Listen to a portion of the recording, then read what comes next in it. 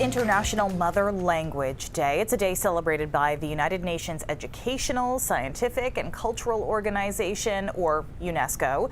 And it's about celebrating and preserving world languages. There are some 7,000 languages around the world that people speak. Many of them are in danger of dying out. But there are ongoing efforts to preserve language and culture, which are often intrinsically tied together. In 2010, Barry Dana, a former Penobscot chief, got the opportunity to build an educational exhibit in the coastal Maine Botanical Gardens. He and his family used traditional techniques to build a wigwam there, and he made sure people knew the Penobscot name for what he was building. People come by and, the first thing they ask is, "Oh, is that a teepee?" And, if I'm in a smart mood, I might say, "I don't know, what's a teepee?" That's not part of my language.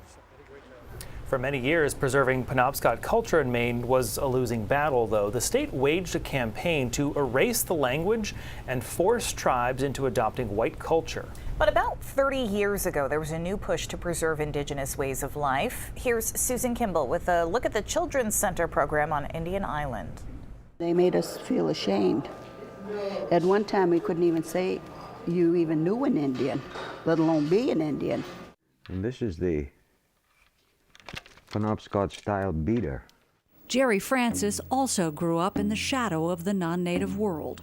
He can still picture his grandmother and other women braiding sweetgrass into baskets as they spoke the native language. It was a language Penobscot children were forbidden to speak in school.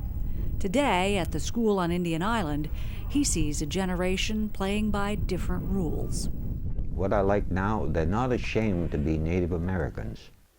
You see, when I was growing up here, they tried to shame us. But now I'm kind of proud of the fact that they're proud. Yeah. Willy Wonny. That means thank you. Mejibat means please. Jeremy Violet is 12 years old. He and his friends can already speak some Penobscot, can tell you which wild plants will cure a sore throat or stomach ache, and show you how to build a shelter in the woods using nothing but sticks, pine boughs, and leaves. That was Susan Kimball. Now, Maine remains a place where you can hear Native American words every day. That's because they're in our place names. Towns like Kennebunk and Skowhegan both get their names from native languages, and that's not all. Well, Orono was named after a chief. The town of Orono is named for a Penobscot chief named Joseph Orono, but that word, Orono, isn't actually a Penobscot word. It likely reflects Chief Joseph Orono's heritage as having a French father and a Penobscot mother. But the chief's nickname does bear the fingerprint of the Penobscot language. There's also accounts of him being called Barensis. And Barensis is, sis is the Penobscot word for little, and so there would have been the little baron. But Orono as a place name in Maine does stand out. It is named for a Penobscot person. That's not something you'll find in any other Indigenous place name. Gemma Waite has more from 2006.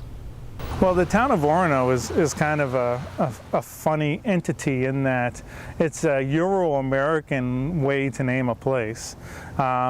Euro-American place naming is, let's name it the new place, naming it after another place, or they want to name it after a person. But many places throughout Maine follow the philosophy of Indian place names. Places like Passadumkeag, this is a geographic description of that stream. It means above the gravel bar. Other towns include Kunduskeg, Mattawamkeag, as well as rivers and mountain names like Piscataquis, Penobscot, and Katahdin.